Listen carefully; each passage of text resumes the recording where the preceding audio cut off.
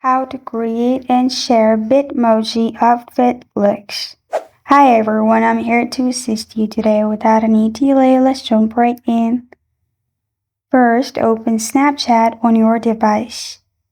Then click on your profile at the top left corner of your screen. Then click on the hanger-like option at the top. After you click on that, you'll find all these options pop up. Here at the fashion, you'll find other fashions option, and if you click on closet, you will find different outfits to pick from. And if you click on avatar, you will be able to change everything you want. After you're done changing your outfit, adding your outfit, press on save at the top. Then you'll find it in here. Now swipe down your profile, which will open this page. Click on the arrow at the top right corner of your screen, which is beside Snap.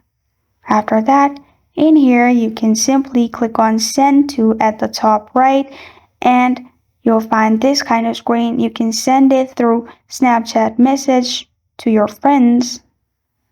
After that, you can also share your profile through different social medias. And this is how to create and share Bitmoji outfit looks. Thank you for joining me today. If this video helps you out, please leave a like and subscribe for more. Got a question or want to suggest a topic? Comment below. Thank you for watching.